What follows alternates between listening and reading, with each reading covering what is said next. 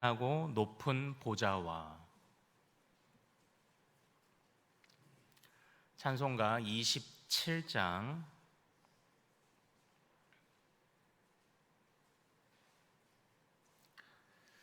빛나고 높은 보좌와.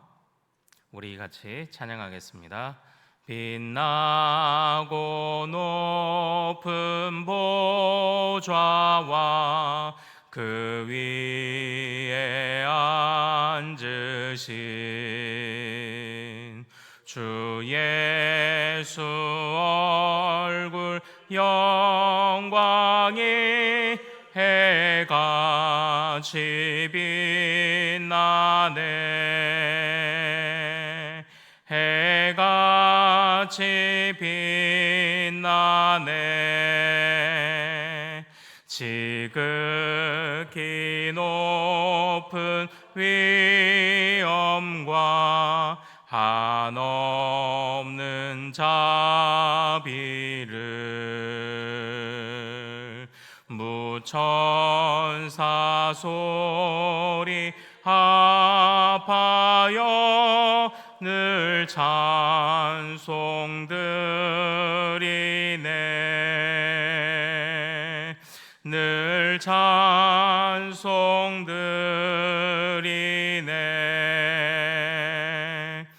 영죽을 나를 살리려 그 영광 떠나서 그 부끄러운 십자가 날 위해 지셨네. 날 위해 지셨네. 나 이제 생명 있음은 주님의 은혜요. 저 사망 권세 이기니 큰 기쁨 넘치네. 큰 기쁨 넘치네. 주님의 보좌 있는데 전한 몸 이르러 그 영광 몸소 배울 때 내 기쁨 넘치리. 내 기쁨 넘치리. 아멘.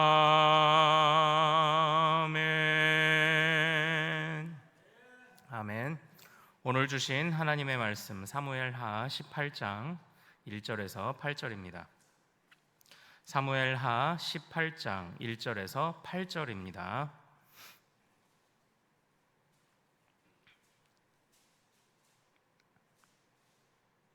자, 사무엘하 18장 1절에서 8절. 자, 교독하겠습니다. 이에 다윗이 그와 함께한 백성을 찾아가서 천부장과 백부장을 그들 위에 세우고 다윗이 그의 백성을 내보낼새 3분의 1은 요압의 휘하에 3분의 1은 수르야의 아들 요압의 동생 아비새의 휘하에 넘기고 3분의 1은 가드 사람 이때의 휘하에 넘기고 왕이 백성에게 이르되 나도 반드시 너희와 함께 나가리라 하니 백성들이 이르되 왕은 나가지 마소서. 우리가 도망할지라도 그들은 우리에게 마음을 쓰지 아니할 터이요 우리가 절반이나 죽을지라도 우리에게 마음을 쓰지 아니할 터이라. 왕은 우리 만명보다 중하시오니 왕은 성읍에 계시다가 우리를 도우심이 좋으니이다 하니라. 왕이 그들에게 이르되 너희가 좋게 여기는 대로 내가 행하리라 하고 문 곁에 왕이 섬에 모든 백성이 100명씩 1000명씩 대를 지어 나가는지라. 왕이 요압과 아비새와 이때에게 명령하여 이르되 나를 위하여 젊은 압살롬을 너그러이 대우하라 하니 왕이 압살롬을 위하여 모든 군 지휘관에게 명령할 때에 백성들이 다 들으니라. 이에 백성이 이스라엘을 치러 들로 나가서 에브라임 수풀에서 싸우더니 거기서 이스라엘 백성이 다윗의 부하들에게 패하매 그날 그곳에서 전사자가 많아 2만 명에 이르렀고 그 땅에서 사면으로 퍼져 싸웠으므로 그날의 수풀에서 죽은 자가 칼에 죽은 자보다 많았더라. 아멘. 네, 오늘 우리가 함께 읽은 이 말씀을 통해서요, 큰 깨달음 그러나 커다란 대가라는 제목으로 은혜를 같이 나누도록 하겠습니다. 또 하나님께서 오늘 이 말씀을 통하여 우리의 또 죽었던 심령을 깨우실 줄로 믿습니다. 자, 우리 실패는 성공의 어머니라는 말이 있죠. 여러 번 실패를 하다 보면 나름 원리도 방법도 터득하게 되고 결국은 또 그렇게 도전을 해야 성공할 수 있다라는 이제 그런 표현입니다. 그런데 여기에는 하나의 함정이 있습니다.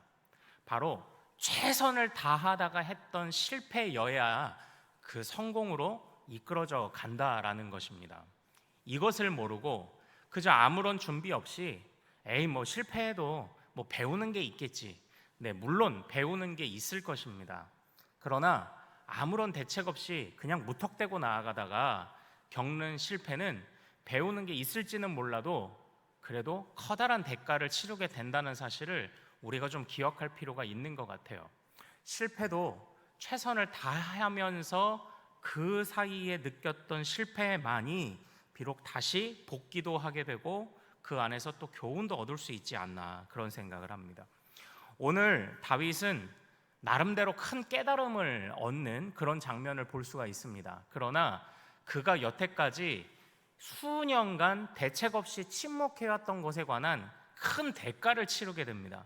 그게 오늘 이 본문에서 나타나는 모습이에요.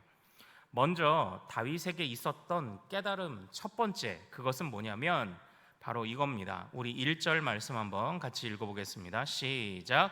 이에 다윗이 그와 함께한 백성을 찾아가서 천부장과 백부장을 그들 위에 세우고, 이렇게 돼 있죠. 천부장과 백부장이라는 것은 수많은 백성들을 효율적으로 관리하기 위한 중간 지도자입니다. 그래서 100명씩 1000명씩 묶어서 맡기는 거죠. 다시 말하면 무엇입니까?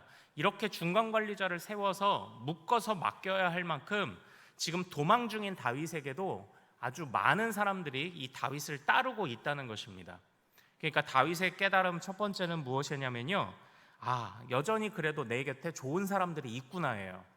다윗이 도망 다녔지만 나 홀로 버려진 것이 아니구나인 것입니다. 그리고 또 그에게는 아주 충성스러운 장수들이 있었습니다. 요압이 있었고요, 그리고 아비새가 있었습니다. 요압과 아비새는 형제입니다. 그리고 이때가 있었습니다. 이때는 블레셋의 가드 사람입니다. 다시 말하면 이방인이었지만 충성된 장수들, 용병들이 또 있었다라는 것, 이것도 다윗에게 중요한 깨달음이었을 거예요. 자, 그런데 또 한편으로 두 번째 깨달음이 무엇이냐면 바로 2절 말씀 하반절에 있습니다. 이건 제가 읽을게요. 왕이 백성에게 이르되 나도 반드시 너희와 함께 나가리라 하니. 그럴 때 백성들이 뭐라고 말합니까? 3절처럼 왕이여, 지금은 아닙니다. 일단은 우리가 나가겠습니다. 당신은 우리 10,000명보다 중요합니다. 이렇게 얘기를 하죠. 그러니까 또 얼마나 좋은 사람들이에요. 자, 그런데 이 장면이 왜 다윗의 중요한 깨달음이냐면, 다윗은 이전에 밧세바의 범죄를 저질렀을 때 왕들이 출전할 때에 그가 나가지 않았던 것이 문제가 되어 그가 범죄를 저질렀다고 제가 말씀을 드렸었습니다. 그런데 그때에 바로 왕들이 출전할 때에, 그때가 딱 백성들이 원할 때, 지금 우리 지도자가 와서 우리와 함께 싸워주어야 할 때였습니다. 그런데 그때 다윗은 나가지 않았죠. 그런데 지금 다윗은 어떻습니까? 백성들이 원하는 대로 나아가고자 하는 마음을 다윗이 지금 깨달았어요. 비록 전쟁에 당장에 나가진 않았지만 4절 말씀 같이 읽어볼까요? 자, 시작. 왕이 그들에게 이르되 너희가 좋게 여기는 대로 내가 행하리라 하고, 여기까지요. 그러니까 지금 백성들이 원하는 대로 왕이 해야 된다는 것을 깨달았습니다. 이게 참 통치하는 데 있어서 중요한 깨달음이죠. 그래서 백성들이 같이 하기를 원할 때 같이 하고, 같이 먹고, 같이 웃고, 같이 울고, 그러니까 이걸 지금 다윗이 깨달은 겁니다. 자, 그러나 또 하나의 깨달음이 있네요. 또 하나의 깨달음은 바로 5절입니다. 우리 5절 말씀 같이 읽어보겠습니다. 자, 5절 시작. 왕이 요압과 아비새와 이때에게 명령하여 이르되 나를 위하여 젊은 압살롬을 너그러이 대우하라 하니, 왕이 압살롬을 위하여 모든 군 지휘관에게 명령할 때에 백성들이 다 들으니라. 이게 또 하나의 깨달음이 아닐까라고 저는 그렇게 생각을 합니다. 지난 수년간의 침묵을 통해서, 안일한 대처를 통해서 다윗이 만들어냈던 그 괴물 압살롬, 그 압살롬에 대하여 드디어 다윗이 반성하고 있는 것이 아닐까? 좀 이런 마음을 갖게 하는 그런 대목입니다. 그러니까 어쨌든 정말 이 장면은요, 다윗의 많은 깨달음, 또 다윗이 많은 생각들을 하게 만들었던 것 같아요. 그런데 감사한 것은 깨달음이 그나마 있어서 감사하지만, 그러나 그 대가는, 그 수년간의 안일하고 침묵했던 다윗의 대가는 너무 처절했습니다. 그 대가가 무엇이냐면 6절부터 8절까지 이어지는 바로 그러한 말씀이에요. 우리 6절 한번 같이 읽어보겠습니다. 시작. 이에 백성이 이스라엘을 치러 들로 나가서 에브라임 수풀에서 싸우더니, 여기서 잘 보십시오. 지금 압살롬 편에 있는 군사를 무엇라고 표현하고 있습니까? 이스라엘이라고 표현하고 있어요. 이스라엘이 압살롬의 편이라고 이야기를 하고 있습니다. 그리고 어떻습니까? 7절에 보면 다윗의 편은 다윗의 부하라고 말하고 있죠. 자, 사랑하는 여러분, 지금 다윗이 이스라엘과 싸웠다라고 말했던 기록이 이전에 앞에 나왔었습니다. 그때가 언제입니까? 바로 사무엘하 2장 어간에 사울의 진영, 즉 이스보셋이 이끌던 사울에게 속한 진영을 이스라엘이라고 명했었습니다. 그리고 이스라엘과 다윗의 사람들, 그 표현이 또 한 번 나오고 있습니다. 지금 압살롬의 사람들이 아니라 이스라엘과 그리고 다윗의 부하들, 이렇게 이야기를 하고 있어요. 그러니까 지금 이전에 사울의 욕심에 의해서 사울이 하나님이 택하신 다윗이 아니라 끝까지 자기가 붙들고자 했던 그 욕심에 의해서 지금 내란이 일어났던 겁니다. 같은 동족끼리 싸우게 되는 일이 일어났던 거예요. 그때의 성경은 이스라엘과 다윗이 싸웠다고 그렇게 기록을 하고 있어요. 그런데 오늘 그 표현이 다시 나오고 있습니다. 즉 또 내란이 일어난 겁니다. 다윗은 나름대로 이런저런 깨달음을 얻었을지 모르지만 그 깨달음을 위해 그가 치러야 됐던 대가는 같은 동족끼리 싸우는 겁니다. 원래는 이 가나안 땅에서 가나안의 이방 백성들을, 그들의 죄악을 심판하기 위해 벌이는 전쟁이어야만 했습니다. 가나안 땅의 전쟁은 심판을 위한 전쟁이기만 했어야 했습니다. 하나님이 명하신 전쟁이어야만 했죠. 그러나 지금 같은 동족끼리 싸우는 이 전쟁이 다시 한번 일어났다는 것, 이게 정말 큰 대가라는 것입니다. 그래서 같은 나라 안에, 같은 이스라엘 백성 안에 두 진영이 나누어졌던 거죠. 그래서 지금 그 전쟁을 벌이고 있는 겁니다. 그리고 또 하나의 대가는 무엇이냐면 바로 요압의 형제 아비새라는 사람이 등장을 했다는 겁니다. 이 아비새가요, 바로 그 사울 왕조, 사울의 사람들과의 전쟁에서 등장했던 이름입니다. 이 아비새는 그렇게 많이 등장하는 이름이 아니에요. 사무엘하 초반에 사울의 사람들과 왜 싸웠냐면 사울의 편에 붙었던 군대 장관 아브넬이 요압의 동생 아사엘을 죽입니다. 그랬더니 그 아사엘의 또 다른 형제인 아비새가 이 아브넬을 죽여요. 복수가 복수를 낳고 계속 있었던 겁니다. 그리고 이 아비새는요, 그때 이후로는 사무엘하 10장에서 이방민족 암논과 싸울 때 활약합니다. 그리고 10장부터 16장까지, 지금 18장까지 등장하지 않는 이름이었어요. 그러나 이 아비새가 다시 등장합니다. 즉 마치 이 전쟁이 사울 당시의 전쟁인 것처럼 그걸 연상하게 해요. 지금 이 아비새가 등장을 해서요. 그래서 이 아비새의 등장을 통해 동족과의 처절한 전투를 벌인 장면을 다시 떠올리게 하는 거예요. 서로 동족 간에 죽고 그리고 죽였던, 복수를 또 낳았던, 복수가 복수를 낳았던 그 장면을 지금 떠올리고 있다라는 거예요.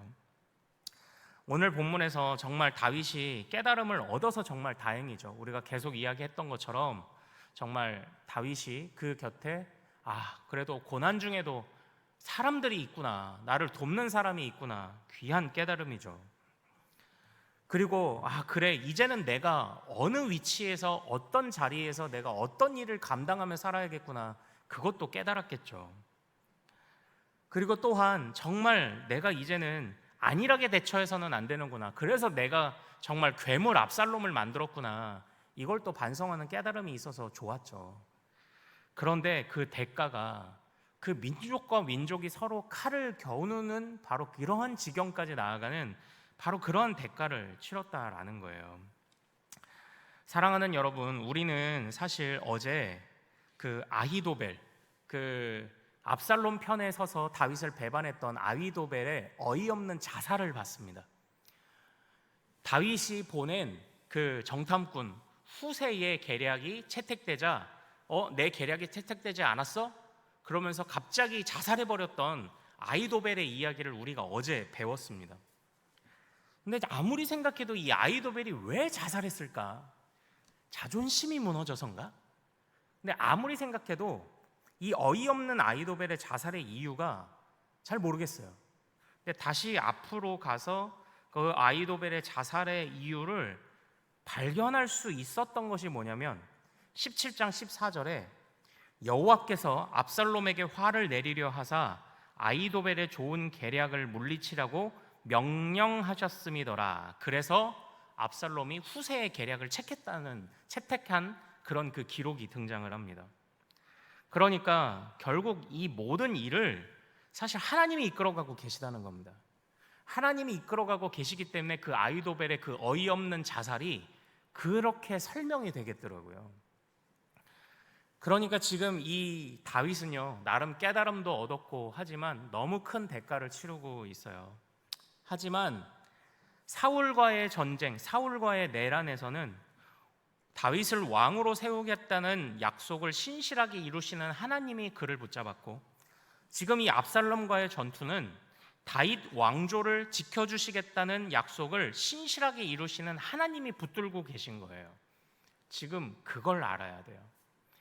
다윗은 스스로가 지금 그 왕조를 지탱할 힘이 없는 겁니다. 깨달음도 있을 거예요. 그러나 그 대가가 너무 커요.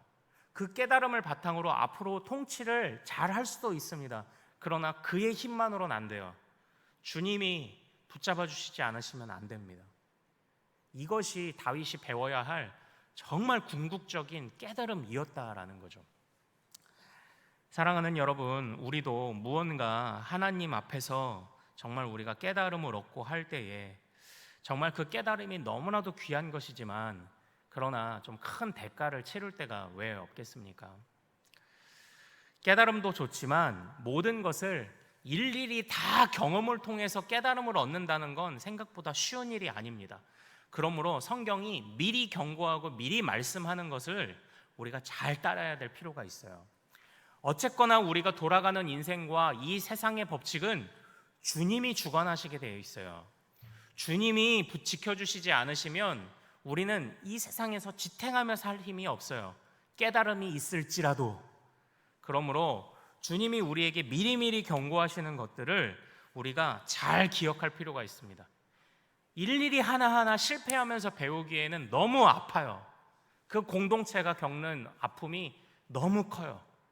그러므로 주님이 우리에게 말씀으로 미리 경고하실 때 그 경고를 귀를 기울여 잘 듣는 우리 큰숲교회, 저와 여러분이 되시기를 소망합니다. 오늘도 하나님의 말씀 앞에서 우리가 그 말씀을 사랑하며 그 말씀대로 살아갑시다. 그렇게 최선의 노력을 다 했음에도 겪는 실패가 있다면 정말 주님이 그것을 선하게 바꾸실 겁니다. 어떻게요? 합력하여 선을 이루시겠죠. 그러나 우리의 미련함은 안 됩니다. 빨리 주님 앞에서 우리의 미련함을 함께 벗어버리는 그런 결단이 있는 기도, 그런 결단이 있는 오늘 하루가 되기를 소망합니다. 우리 기도하겠습니다. 하나님 아버지, 하나님이 우리의 마음을 주장하여 주시옵소서. 하나님이 끝까지 주어되어 주시기를 우리가 간구합니다. 하나님, 말씀을 통해 미리미리 배우고 스스로를 단속하게 하옵소서. 그래도 우리는 연약하고 미련하여 넘어질 것입니다. 아버지 하나님, 그러나 그것을 통해 또한 배우게도 될 것입니다. 하나님, 그저 감나무 밑에서 그냥 멍하니 입 벌리고 있다가 얻는 깨달음이 아니라 정말 최선을 다해 우리를 먼저 사랑하신 주님을 따라가는, 정말 그 따라감을 통하여, 정말 그 주님을 그렇게 사랑하고 의지함을 통하여 아버지, 우리가 살아가다가 만나는 깨달음일 때야만 정말 우리가 정말 귀한 교훈을 얻게 될 줄로 믿습니다. 하나님, 안일하게 신앙생활하지 않도록 도와주옵소서. 미리미리 주님의 말씀의 경고를 잘 배우는 우리들이 될 수 있도록 인도하여 주시옵소서. 주님께서 오늘 우리를 붙잡아 주실 줄 믿습니다.